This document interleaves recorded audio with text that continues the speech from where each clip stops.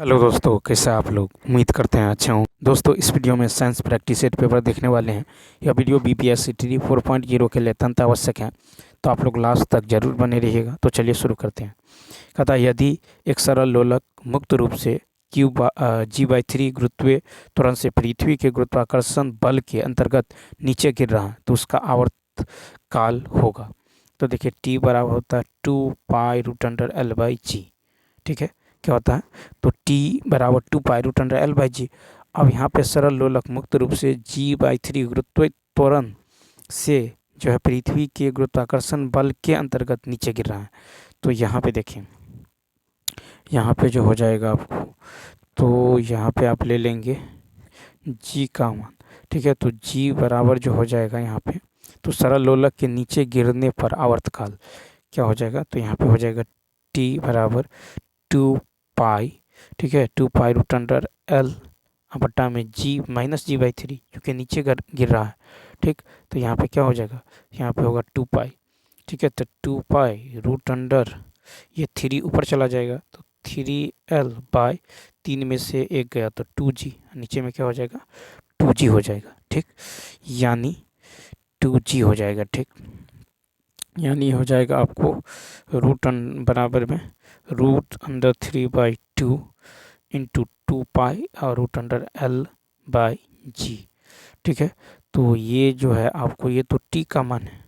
ठीक है, तो यहाँ पे इतना टी हो जाएगा, यानी √3/2t। ठीक है, तो √3/2t, यानी इसका राइट आंसर क्या हो जाएगा, तो √3/2। ठीक है, √3/2t, यानी इसका राइट आंसर देखिए, इसका राइट आंसर तो कहीं है ही नहीं। ठीक है, ये ऑप्शन। नेक्स्ट फिर है कि एक जो है, एक अप्रगामी तरंग में सभी कण हैं, ये ऑप्शन। तो प्रत्येक आवर्त काल में 2 बार साथ साथ विराम में। ठीक है, तो देखिए, एक जो है अप्रगामी तरंग में समीकरण प्रत्येक आवर्तकाल में 2, ठीक है, 2 बार साथ साथ विराम में होते हैं। जब समान आयात एवं समान आवर्तकाल आवृत्ति व तरंग दैर्ध्य वाली दो जो है प्रगामी तरंगे समान चाल से एक सरल रेखा में विपरीत दिशा से संचरित होकर अध्यारोपित होती हैं, तरंगों के अध्यारोपण से एक नई तरंग उत्पन्न होती है। ठीक है, जो कि उस माध्यम में स्थिर प्रतीत होती हैं।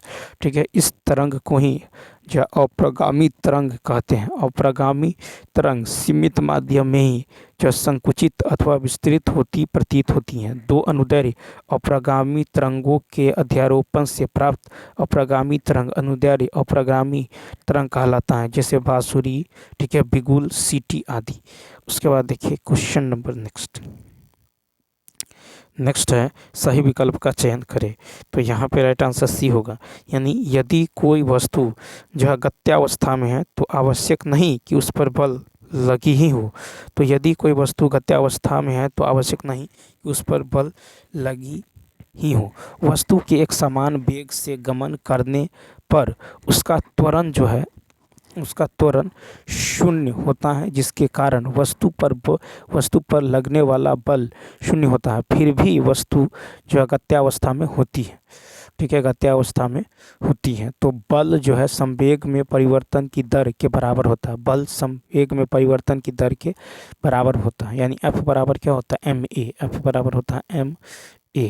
ठीक है, F बराबर होता है ma। अब देखिए, किसी वस्तु के एक समान वेग का जो ग्राफ होता है, तो एक समान वेग का ग्राफ इस तरह से होता है। देखिए, इस तरह से होता है एक समान, यहाँ पे टाइम होता है और यहाँ पे वेग होता है। ठीक है, तो यहाँ पे टाइम, ये वेग, ये जो है किसी वस्तु के एक समान वेग का ग्राफ है। नेक्स्ट क्वेश्चन में देखिए 114 कहता है कि एक गैस की अवस्था में ए से डी तक परिवर्तन ग्राफ में प्रदर्शित हैं। इस प्रक्रिया में गैस द्वारा किया गया कार्य। तो यहाँ पे देखिए, तो गैस द्वारा किया गया कार्य, तो देखिए प्रक्रिया में गैस द्वारा किया गया कार्य बराबर क्या होगा, बराबर होगा W1 + W2 + W3 + W4 + W5। ठीक है, क्या होगा, W5। तो यहाँ पे यदि आप देखेंगे तो यहाँ पे क्या हो जाएगा, तो यहाँ पे हो जाएगा OASC। ठीक है, OASC, OA, यहाँ पे है OAS और C यहाँ पे नाम यदि रखिएगा तो यहाँ पे A, यहाँ पे S रख दीजिए, यहाँ पे P रख दीजिए। ठीक है, यहाँ पे आप C रख दीजिए, इसका नाम C। और यहाँ पे जो है C के बाद इसको E नाम रख देते हैं, इसको B नाम रख देते हैं। ठीक है, तो यहाँ पे जो है हो जाएगा आपको C। ठीक है, और तो यहाँ पे OA। ठीक है, तो यहाँ पे हो जाएगा, तो देखिए यहाँ पे क्षेत्रफल हो जाएगा आधार यानी आयत का क्षेत्रफल। ठीक है, आयत की क्षेत्रफल, आयत का क्षेत्रफल प्लस त्रिभुज का क्षेत्रफल फिर आयत का क्षेत्रफल। यहाँ पे अब G यदि रख लें, FG, यहाँ पे F रख ले, यहाँ पे G रख लें। ठीक है, यहाँ पे आप O रख लें, O रख लें, तो यहाँ पर होगा OASC यानी इसका क्षेत्रफल। ठीक है, प्लस त्रिभुज ASB का क्षेत्रफल प्लस त्रिभुज, ऊपर में देखिए ASB, इस त्रिभुज का क्षेत्रफल प्लस त्रिभुज का क्षेत्रफल, और प्लस में फिर देखिए प्लस में हो जाएगा आपको CBEF का क्षेत्रफल, CBEF यानी CB। ठीक है, CBEF यानी इस पूरे का क्षेत्रफल।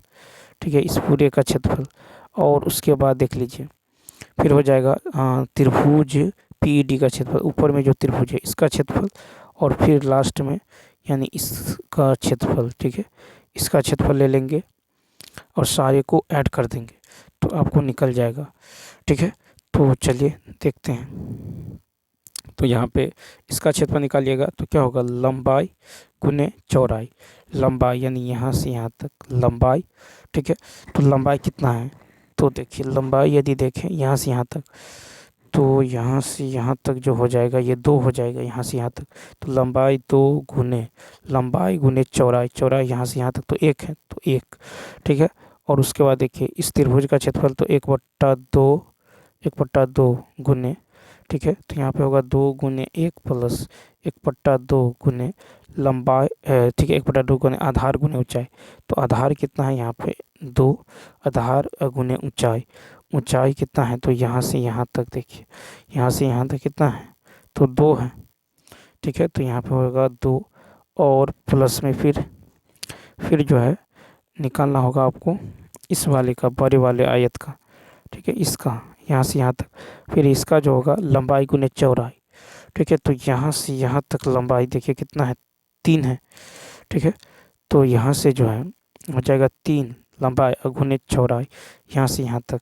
ऊपर में देखिए यहाँ से यहाँ तक तो 5, यहाँ तक 3 है, यहाँ तक 3 है, यहाँ तक 5 है, तो 5 में से 3 गया तो 2, तो कितना होगा 2 प्लस इस वाले त्रिभुज का क्षेत्रफल 1/2 गुने आधार। आधार देखिए, आधार इसका कितना हो जाएगा, तो यहाँ से यहाँ तक 5 और यहाँ से यहाँ तक 6, तो 1 हो जाएगा। तो 1/2 गुने आधार गुने ऊंचाई, ऊंचाई निकाल लीजिए, तो ऊंचाई यानी इतना, तो यहाँ से यहाँ तक कितना है 2, तो यहाँ हो जाएगा 2 प्लस फिर इसका क्षेत्रफल।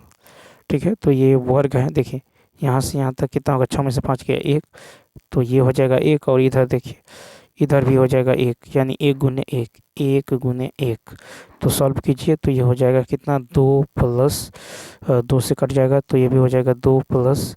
ठीक है, 3 दूनी 6 प्लस।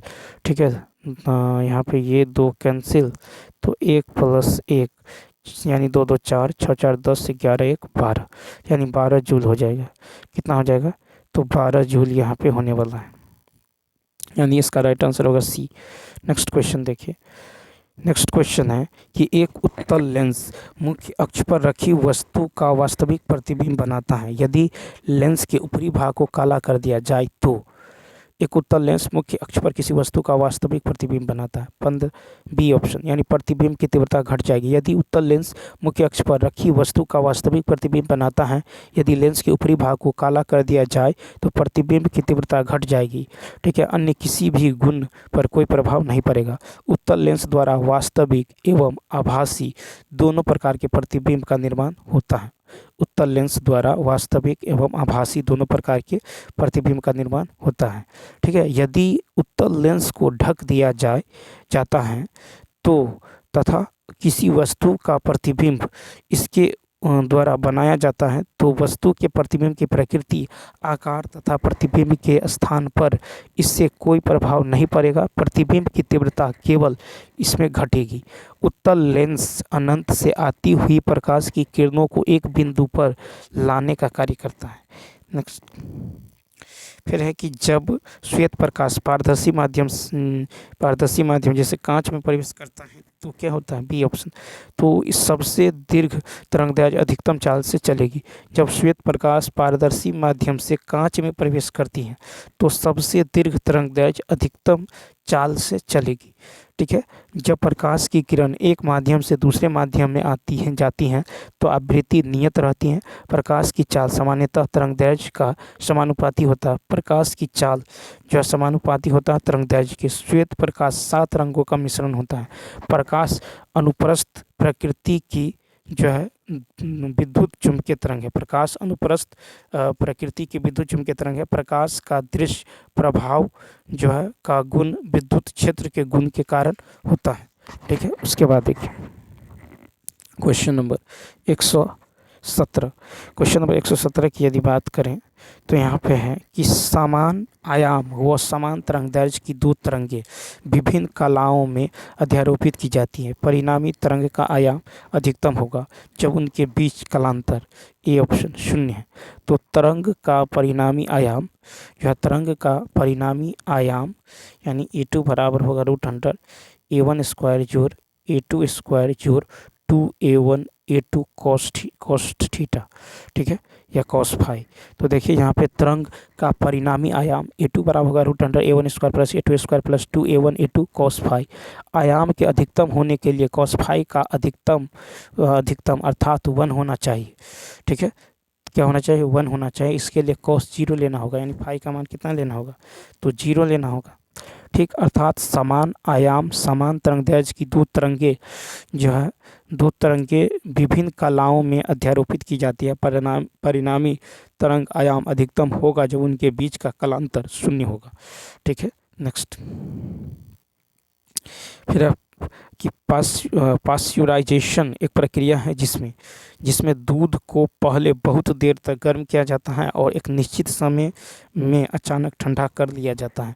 तो देखिए पास्चुराइजेशन एक प्रक्रिया है जिसमें दूध का पहले बहुत देर तक गर्म किया जाता है और एक निश्चित समय में अचानक ठंडा कर दिया जाता है। पास्चुराइजेशन की प्रक्रिया में खाद्य पदार्थों को लंबे समय तक संरक्षित रखा जाता है। दूध के पास्चुराइजेशन की 2 प्रक्रिया होती हैं। ठीक है, 62 डिग्री सेल्सियस पर 30 मिनट तक दूध को गर्म कर धीरे धीरे ठंडा करना एवं 72 डिग्री सेल्सियस पर 15 सेकंड तक दूध को गर्म कर त्वरित ठंडा करना। नेक्स्ट 119 है कि कौन एक बुलेट प्रूफ जैकेट बनाने में किया जाता है। 119 का सी यानी लेमिनेटेड पटलित कांच। तो बुलेट प्रूफ जैकेट बनाने में लेमिनेटेड जो है पटलित कांच बनाने में किया जाता है। ठीक है, बुलेट प्रूफ जैकेट में निम्न पदार्थों का प्रयोग किया जाता है जैसे केवलार, ठीक है, और स्पेक्ट्रा सील्ड, उसके बाद अल्ट्राउच अनुभार पॉलीथीन, डाइनीमा बैलिस्टिक प्रतिरोधी पदार्थ, कार्बन नैनोट्यूब, कांच के प्रलित रेसे। बुलेट प्रूफ कांच में पॉलीकार्बोनेट्स का प्रयोग उपयोग किया जाता है। नेक्स्ट है कि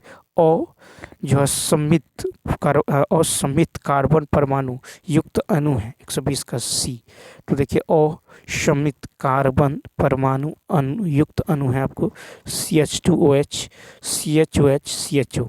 ठीक है, कहता एक असमित कार्बन परमाणुओं को एक कार्बनिक यौगिक के भीतर एक कार्बन के रूप में परिभाषित किया गया है जिसमें 4 अलग अलग परमाणु या परमाणुओं के समूह प्रतिस्थापक जुड़े हुए हैं। ठीक है, चिरल कार्बन परमाणुओं को जो है स्टीरोजेनिक कार्बन या असम्मित कार्बन परमाणु भी कहा जाता है। COOH जो कार्बोक्सिलिक अम्ल का जो अभिक्रियाशील समूह है, OH जो एल्कोहल का अभिक्रियाशील समूह है। नेक्स्ट क्वेश्चन है कि हैलाइड आयनों की जो है अपचायक क्षमता का क्या क्रम है? तो बी ऑप्शन। तो क्या है? F, ठीक है, minus, less than Cl minus, less than Br minus, less than I minus. ठीक है, तो हैलाइड जो है आयनों की जो उपचायक क्षमता का क्रम है FCl Br I। हैलाइड आयनों के प्रबल जो है अपचायक आपको I माइनस है। ठीक है, हैलाइडों में प्रबल उपचायक फ्लोराइड आयन F माइनस है, उपचायक।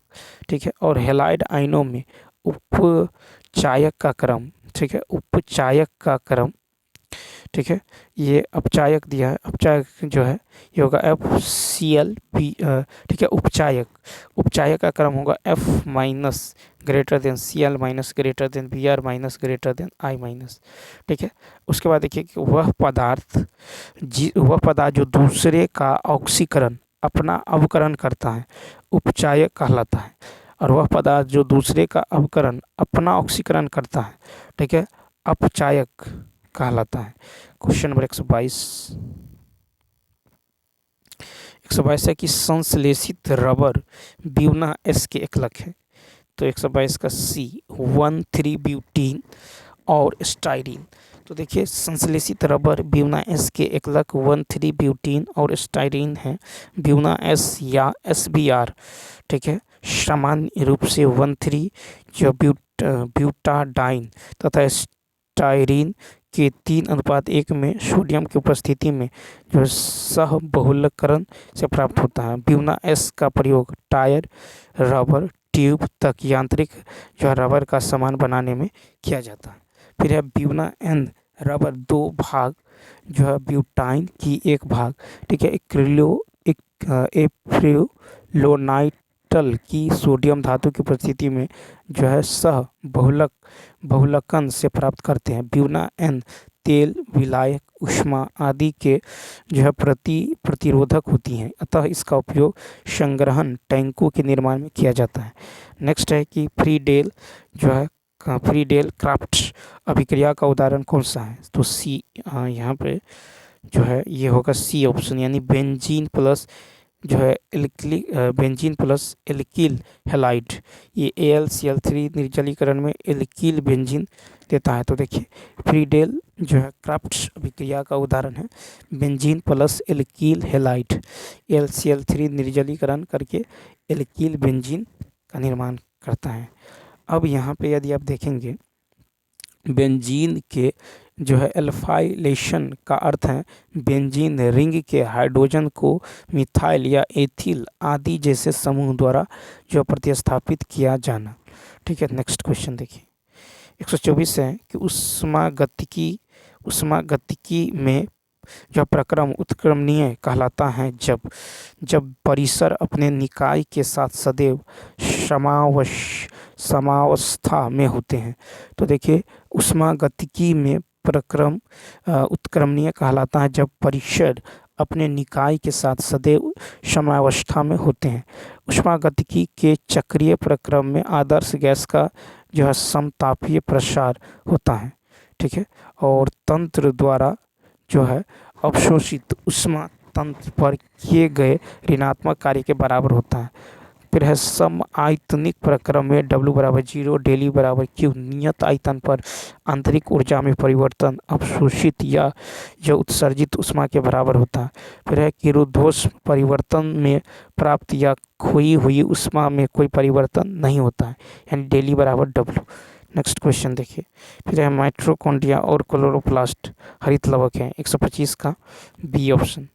तो देखिए यानी अर्ध स्वायत्त अंगक हैं, ठीक है, एक तो यहाँ पे जो है माइटोकॉन्ड्रिया व हरित लवक दोनों ही अर्ध रूप से जो स्वशासित जो कोशिकांग हैं, ठीक है। माइटोकॉन्ड्रिया तथा हरित लवक में DNA पाया जाता है, ठीक है। उसके बाद यह अपना 70% कार्य स्वतः करता है। माइटोकॉन्ड्रिया को कोशिका का ऊर्जागृह कहा जाता है, ठीक है। तो फर्स्ट तो सही है, लेकिन दूसरा है कि पूर्णवर्ती अंगकों के विभाजन से बनते हैं और डीएनए होता है, डीएनए उसमें डीएनए होता है, लेकिन प्रोटीन संश्लेषी प्रणाली का अभाव होता है, तो दूसरा जो है गलत है। नेक्स्ट फिर है कि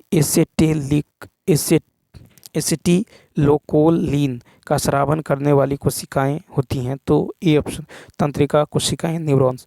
तो देखिए एसिटिलकोलिन का स्रावन करने वाली कोशिकाएं तंत्रिका कोशिकाएं न्यूरॉन्स हैं, ठीक है। एसिटिलकोलिन जो है मस्तिष्क के दो प्रमुख क्षेत्रों से जो है उत्सर्जित होता है, बेसल जो है अग्र मस्तिष्क और जो मेसोपोटीन, ठीक है, टिगमेंट्स क्षेत्र हैं। फिर है एसिटिकोलिन कई शारीरिक क्रियाओं के प्रबंधन होने में सहायक होता है, ठीक है। हृदय स्पंदन, रक्त चाप का विनियमन, आंतों की गतिशीलता एवं रीढ़ की हड्डी का समन्वयन एवं थैलेमस की क्रियाशीलता। 127 फिर है कि लसिका रुधिर से भिन्न होती हैं क्योंकि, तो 127 का होगा ए ऑप्शन, क्योंकि केवल श्वेत रुधानु WBCS होते हैं। तो लसिका जो है रुधिर से भिन्न होता है क्योंकि इसमें केवल श्वेत जो है ठीक है, रुधारु यहाँ पे है कि केवल श्वेत जो है रुधाराणु जो है होते हैं, ठीक है। अब रुधिर के मुख्य भाग है आपको 55% प्लाज्मा एवं 45% WBC, RBC एवं प्लेटलेट्स।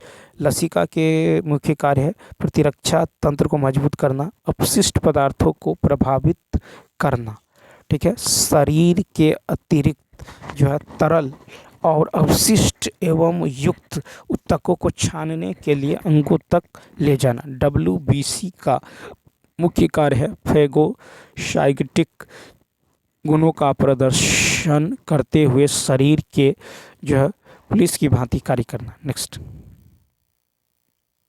फिर पहाड़ियों में जो RBC की संख्या अधिक होती है क्योंकि पहाड़ पर वायु दाब कम होता है, ठीक है। पहाड़ियों में RBC की संख्या अधिक होती है क्योंकि पहाड़ पर वायु दाब कम होता है।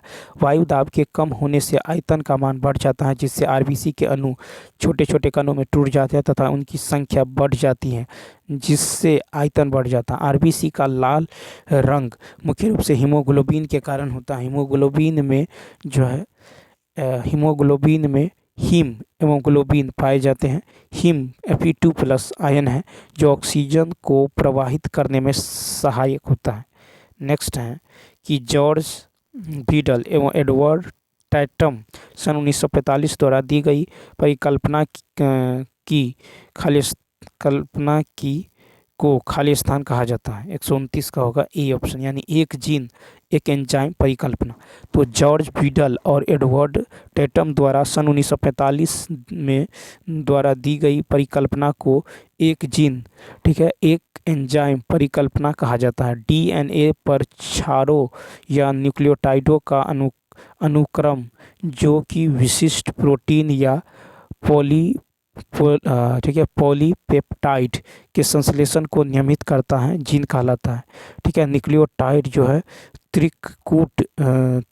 त्रिकुट तथा एमिनो अम्ल आनुवंशिक कोड कहलाता है, mRNA, ठीक है। ये कोशिका द्रव में स्थानांतरण RNA की सहायता से प्रोटीन संश्लेषण को निर्देशित करता है। यह प्रक्रिया अनुवादन कहलाती है। नेक्स्ट क्वेश्चन नंबर देखिए 130। क्वेश्चन नंबर 130 है कि फाइटोक्रोम भाग लेता है 130 का सी दीप्ति कालिता में, ठीक है। तो फाइटो जो है क्रोटोप, ठीक है, फाइटोक्रोम जो है दीप्ति कालिता में भाग लेता है। यह पौधों के विकास के कई पहलुओं को नियंत्रित करता है। फाइटोक्रोम जो है ये निम्न को नियंत्रित करता है, जैसे बीजों के अंकुरन, क्लोरोफिल का संश्लेषण, ठीक है, अंकुरों का विस्तार, आकार आकृति, पत्तियों की गति। फिर ऑक्सीन हार्मोन पौधों के गुरुत्वानुवर्ती एवं प्रकाशानुवर्ती गति को नियंत्रित करता है। नेक्स्ट है वायुमंडल में कार्बन डाइऑक्साइड की मात्रा। तो देखिए 131 का होगा बी ऑप्शन। तो देखिए वायुमंडल में कार्बन डाइऑक्साइड का ppm में मात्रा 421 है, ठीक है। ppm में मात्रा कितना है 421 है, ठीक है। अब देखिए 2022 के अनुसार CO2 की वायुमंडल की प्रतिशत मात्रा देखिएगा तो 0.03% और ppm में 421 जो है ppm। फिर है कि CO2 के मुख्य कार्य हैं आपको पृथ्वी को गर्म करने के लिए उत्तरदायी, प्रकाश संश्लेषण के लिए आवश्यक गैस, आग को बुझाने में सहायक और कार्बोनेट ड्रिंक्स के लिए उपयोगी, खाद्य पदार्थों को स्पंजी बनाने में सहायक गैस। फिर है कि सामान्य स्थिति में वातावरण में प्रदूषण उत्पन्न करने वाली gas, A option carbon monoxide. सामान्य स्थितियों में वातावरण में प्रदूषण उत्पन्न करने वाली गैस कार्बन मोनोऑक्साइड है। कार्बन मोनोऑक्साइड CO एक प्रमुख जो है प्राथमिक वायु प्रदूषक हैं। यह जो है रंगहीन तथा जो अति विषैली होती हैं। इसकी जो है 90% मात्रा प्राकृतिक स्रोत तथा शेष 10% ईंधन पदार्थों मुख्यतः कोयले के जलने, स्वचालित वाहनों इत्यादि से वातावरण में मिलती रहती हैं।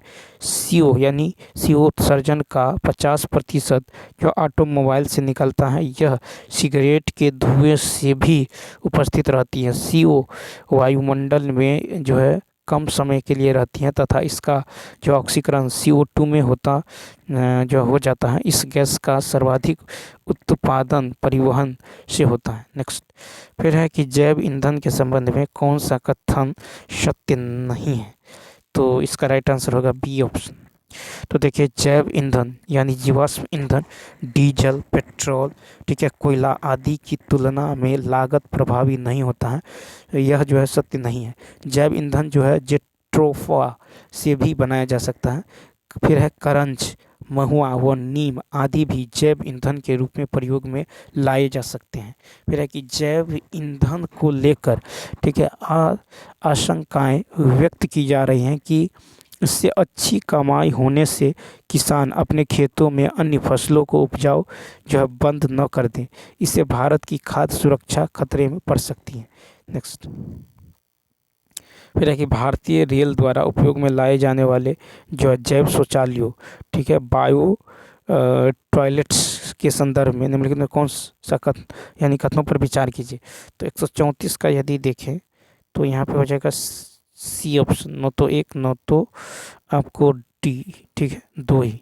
तो यहाँ पे यदि आप देखिएगा तो बायो टॉयलेट्स के संबंध में कोई कथन सही नहीं है। वर्तमान में जो है 100% ट्रेनों के कोचों में जैव शौचालयों का समावेश है। जैव शौचालय प्रणाली में अवायवीय जीवाणु अपशिष्ट पदार्थों को विखंडित कर उसे पानी और गैस में परिवर्तित कर देता है।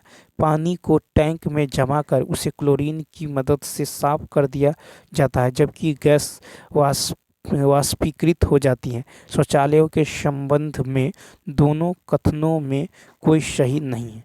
नेक्स्ट फिर है कि परम शून्य ताप पर जो है शुद्ध जर्मेनियम का क्रिस्टल व्यवहार करता है, बी ऑप्शन।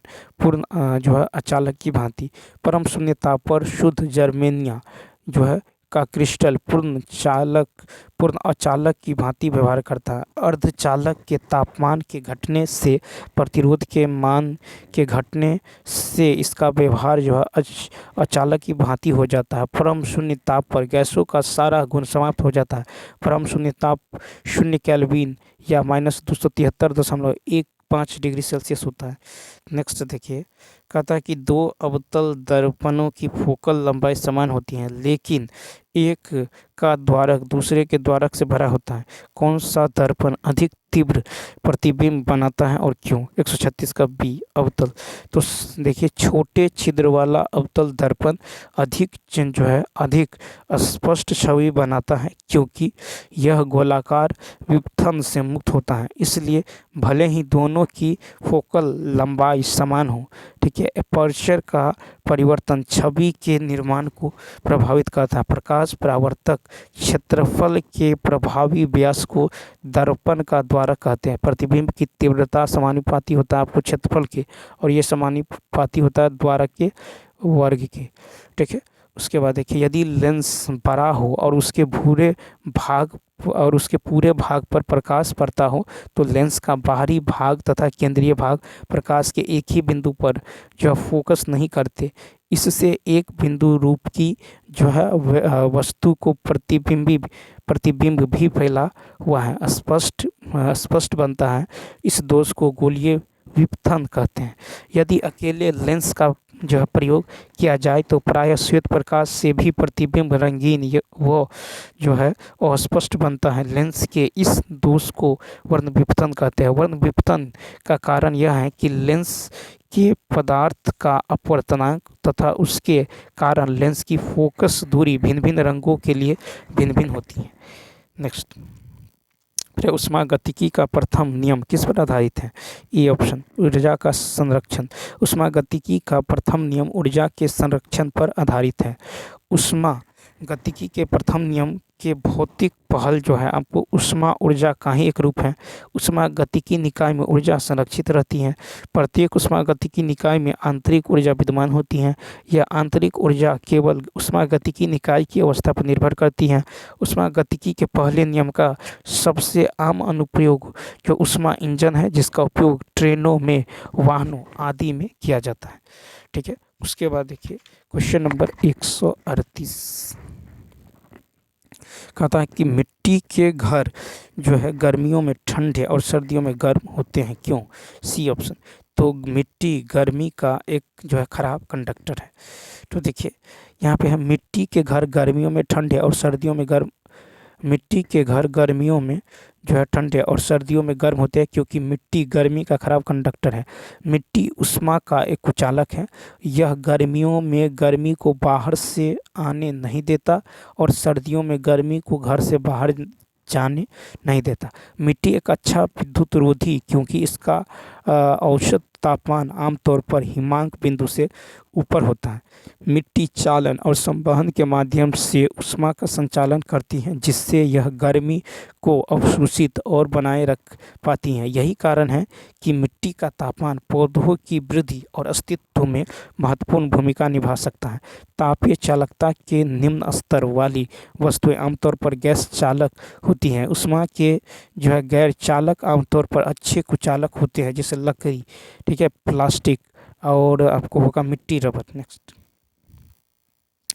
कहता है कि पानी से एक गिलास में रखा गया नींबू गिलास की बगल में देखने पर इसके वास्तविक आकार से बड़ा प्रतीत होता है। इसका कारण क्या है? 139 का, तो देखिए इसका कारण है आपको प्रकाश का अपवर्तन। ठीक है, तो प्रकाश का अपवर्तन। पानी से भरे एक गिलास में रखा गया नींबू गिलास की बगल से देखने पर इसके वास्तविक आकार से जो है आकार से बड़ा प्रतीत होता है। इसका कारण है प्रकाश का अपवर्तन। ठीक है, अब देखिए अपवर्तन के दो नियम हैं। एक तो आपतित किरण, अभिलंब तथा अपवर्तित किरण, तीनों एक ही समतल में स्थित होते हैं और किन्हीं दो माध्यमों के आपतन कोण की ज्या तथा अपवर्तन कोण की ज्या का अनुपात एक नियतांक होता है। निरपेक्ष अपवर्तनांक बराबर होता है आपको निर्वात में प्रकाश की चाल बट्टे माध्यम में प्रकाश की चाल। प्रकाश के अपवर्तन के कारण रात्रि के समय तारों का टिमटिमाना, जल के अंदर जो है पड़ी हुई मछली वास्तविक गहराई से ऊपर उठी हुई दिखाई पड़ती है। द्रव में अंशतः डूबी हुई सीधी छड़ जो है टेढ़ी दिखाई पड़ती है। हीरा पूर्ण जो आंतरिक परावर्तन के कारण चमकता है। बैगनी रंग का प्रकीर्णन सबसे अधिक होता है। 140 देखिए ट्रांसफार्मर कहता है कि ट्रांसफार्मर के बारे में कौन सा सत्य है? तो ए ऑप्शन, ट्रांसफार्मर का उपयोग, देखिए ट्रांसफार्मर का उपयोग निम्न प्रत्यावर्ती वोल्टेज को उच्च प्रत्यावर्ती वोल्टेज में परिवर्तित करने के लिए किया जाता है। ट्रांसफार्मर विद्युत चुम्बकीय प्रेरण या अन्योन्य प्रेरण के सिद्धांत पर कार्य करता है। ट्रांसफार्मर उच्च वोल्टेज को निम्न विद्युत धारा को निम्न वोल्टेज उच्च विद्युत धारा में परिवर्तित कर देता है। ट्रांसफार्मर दो प्रकार के होते हैं, स्टेप अप ट्रांसफार्मर, दूसरा होता है स्टेप डाउन ट्रांसफार्मर। ठीक है, ट्रांसफार्मर का जो है सिद्धांत होता है VS/VP यानी NS/NP। ठीक है, तो देखिए यहाँ पे VS है द्वितीय कुंडली से संबंधित और VP विभव जो है प्राथमिक कुंडली से संबंधित है। NP जो है प्राथमिक कुंडली में फेरों की संख्या है। 141 नंबर देखिए कहता शुद्ध NaCl किसके कारण अवक्षेपित हो जाता है? 141 का बी ऑप्शन, सामान्य आयन प्रभाव। शुद्ध NaCl सामान्य आयन प्रभाव के कारण विलोपित हो जाता है। साधारण नमक का रासायनिक नाम सोडियम क्लोराइड है। सोडियम मांसपेशियों के संकुचन और तंत्रिका अवशेषों में मुख्य भूमिका निभाता है। सोडियम क्लोराइड का उपयोग निर्जलीकरण, अत्यधिक पसीना या सोडियम हानि के अन्य कारणों का इलाज करने तथा उनसे बचने के लिए किया जाता है। NaCl एक क्रिस्टलीय ठोस है जिसकी FCC संरचना होती है। NaCl की जो है एकल इकाई सेल में Na+ और Cl- के 4 आयन मौजूद होते हैं। 142 है कि कौन से यौगिक में एक डबल बॉन्ड है, तो ए ऑप्शन इथीन। तो देखिए इथीन यौगिक में एक डबल बॉन्ड है, ठीक है, इथीन यौगिक में क्या है, एक डबल बॉन्ड है। तो इथीन का जो संरचना होता है C double bond C H H H और H, ठीक है। उसके बाद देखिए इथेन की यदि बात करें तो सिंगल बॉन्ड होता है और यहाँ पे H होता है, यहाँ पे H होता है, यहाँ पे H होता है, यहाँ पे H, यहाँ पे और यहाँ पे H होता है इथेन में। एसिटिलीन, ठीक है, और इसी उसके बाद देखिए मीथेन में CH ये होता है, ठीक है। जब दो परमाणुओं के बीच दो जोड़े इलेक्ट्रॉनों का साझा होता है तब उसके बीच द्विक सहसंयोजक बंधन जो है बनता है, ठीक है। ऑक्सीजन अणु का बनना द्विक सहसंयोजक बंधन है। नाइट्रोजन अणु का बनना त्रिक सहसंयोजक बंधन का उदाहरण है। एसिटिलीन जो है कच्चे फलों को कृत्रिम रूप से पकाने में काम आता है। नेक्स्ट, आदर्श गैस से वास्तविक गैस व्यवहार का विचलन जो है, व्यवहार का विचलन किसके द्वारा खोजा गया, तो बी ऑप्शन, तो वान डेर वाल्स। तो देखिए जोहान्स वान डेर वाल्स नामक एक डच वैज्ञानिक ने वास्तविक गैस व्यवहार के आदर्श गैस व्यवहार से विचलन का कारण पता लगाया। वान डेर वाल्स का समीकरण जो होता है P(n)(a) / v² इंटू में v-NB बराबर nRT, ठीक है, बराबर में nRT। आदर्श गैस के लिए समीकरण है Pv बराबर nRT। नेक्स्ट क्वेश्चन देखिए, फिर है कि धातु जो है क्रियाशीलता श्रृंखला के अनुसार निम्नलिखित में से कौन सा सत्य है। तो देखिए धातु क्रियाशीलता श्रृंखला के अनुसार zinc greater than copper greater than Ag, ठीक है। तो यहाँ का Zn greater than Cu greater than Ag यानी ई ऑप्शन, ठीक है। तो धातु क्रियाशीलता Zn Cu Ag। धातुओं की प्रतिक्रियाशीलता श्रृंखला जिसे जो गतिविधि श्रृंखला के रूप में भी जाना जाता है, धातुओं की उनकी जो प्रतिक्रियाशीलता के जो है अवरोही क्रम में व्यवस्थित को संदर्भित करती हैं, ठीक है।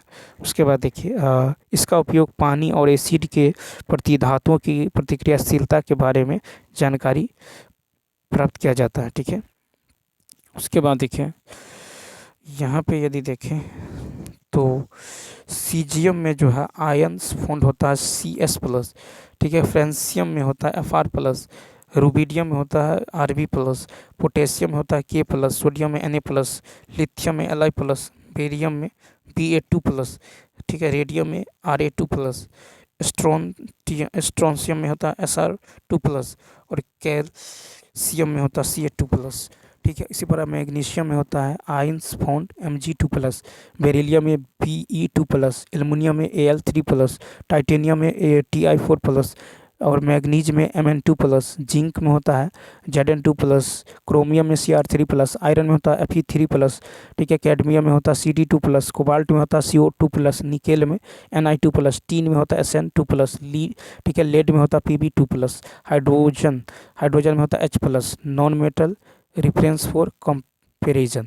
और देखिए एंटीमनी में होता है Sb3+, बिस्मथ में Bi3+, कॉपर में Cu2+, ठीक है, और टंगस्टन में होता है टंगस्टन में W3+, मरकरी में होता है Hg2+, सिल्वर में होता है Ag+, और प्लेटिनम में होता है Pt4+, गोल्ड में Au3+।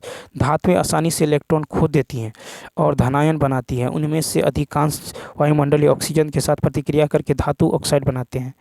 नेक्स्ट देखिए,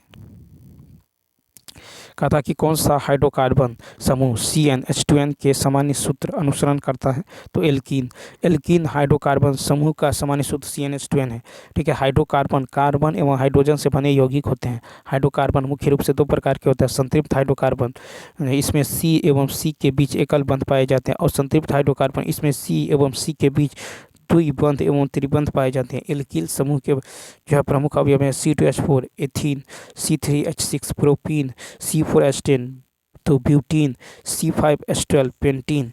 अब देखिए एल्केन का सामान्य सूत्र होता है CnH2n+2, ठीक है, CnH2n+2। तो मेथेन का होता है CH4, एथेन का C2H6, प्रोपेन का C3H8। क्वेश्चन नंबर देखिए 146, कहता है कि निम्नलिखित में से जानवरों का कौन सा समूह बाह्य निषेचन दर्शाता है। ए ऑप्शन मछली, मेढक और सैलामेंडर। तो देखिए जानवरों का वह समूह जो बाह्य निषेचन दर्शाता है यह मछली, मेढक और सैलामेंडर। तो बाह्य निषेचन सामान्य रूप से मछली और उभयचर, मेढक और सैलामेंडर में देखा जाता है। आंतरिक निषेचन सरीसृप, सांप और केंचुए और स्तनधारी एकिडना और व्हेल मछली में देखा जाता है। जब निषेचन मादा के शरीर के बाहर होता है तो इसे बाह्य निषेचन कहते हैं। बाह्य निषेचन जलीय क्षेत्रों में सबसे सामान्य है, जहां जलीय क्षेत्रों में शुक्राणु को छोड़ा जाता है। नेक्स्ट है कि एक सामान्य यूकैरियोटिक कोशिका का आकार क्या होता है। तो ए ऑप्शन 10 से 20। तो देखिए एक सामान्य यूकैरियोटिक कोशिका का आकार 10 से 20 माइक्रोमीटर होता है, ठीक है। उसके बाद है कि प्रोकैरियोटिक कोशिकाएं आमतौर पर यूकैरियोटिक कोशिकाओं से छोटी होती हैं और अधिक तेजी से गुणन भी करती है। बैक्टीरिया, नीले हरे शैवाल, माइक्रोप्लाज्म और PPLO, ठीक है, प्लूरोनिमोनिया जैसी जीव प्रोकैरियोटिक कोशिकाओं के प्रकार है। प्रोकैरियोट्स का आकार 0.1 से 5 माइक्रोमीटर व्यास तक होता है। प्रोकैरियोट्स सामान्य एकल कोशिकाओं वाले सूक्ष्मजीव होते हैं। नेक्स्ट फिर है कि कोशिका के किस भाग में पानी जैसे पदार्थ घुले हुए और निलंबित अणुओं वाले होते हैं। 148 का ए यानी ये होगा प्रोटोप्लाज्म, ठीक है। तो कोशिकाओं का प्रोटोप्लाज्म पानी के समान एक तरल पदार्थ, इसमें जो है सभी अणु जो है निलंबित होते हैं। फिर है कि साइटोप्लाज्म में कोशिकाओं की झिल्ली के अंदर सभी कण होते हैं। साइटोशोल साइटोप्लाज्म का एक हिस्सा है जिसमें कोशिका केंद्रक को जो छोड़कर सभी अंगक होते हैं, ठीक है। मैट्रिक्स एक तरल पदार्थ है जो विशिष्ट संरचना के प्रकार के आधार पर विभिन्न प्रकारों में मौजूद होता है, उसे स्ट्रोमा क्लोरोप्लास्ट का मैट्रिक्स कहते हैं। प्रोटोप्लाज्म छोटे अणुओं जैसे आयन, मोनोसेकेराइड, एमिनो अम्ल और माइक्रोमोलेक्यूल्स जैसे प्रोटीन, पॉलीसेकेराइड, लिपिड आदि का मिश्रण है। फिर है कि प्रोटोप्लाज्म शब्द पुरकिंजे ने दिया था। नेक्स्ट कहता है कि निम्नलिखित में से कौन सा विभुजत्तक पौधों की प्राथमिक वृद्धि के लिए जिम्मेदार है। तो ए ऑप्शन यानी एपिकल मेरिस्टेम। तो एपिकल मेरिस्टेम विभुजत्तक पौधों की जो प्राथमिक वृद्धि के लिए जिम्मेदार है। मेरिस्टेमिक जो उत्तक वह पौधा उत्तक हैं जो जीवन भर जो सक्रिय रूप से विभाजित होने की क्षमता रखता है। शेष विभुजत्तक जड़ों की अंकुरों की शीर्षों पर मौजूद होते हैं और पौधों की ऊंचाई बढ़ाने में सहायता करते हैं। फिर पार्श्व विभुजत्तक पार्श्व की ओर तने और जड़ों में स्थित होता है, इससे पौधों की मोटाई बढ़ती है। संवहनी कैम्ब्रियम और कॉर्क कैम्ब्रियम दो पार्श्व विभुजत्तक हैं। 150 नंबर कहता कौन से विटामिन में यीस्ट प्रचुर मात्रा में पाया जाता है। A option vitamin B. Vitamin B में यीस्ट प्रचुर मात्रा में पाया जाता है।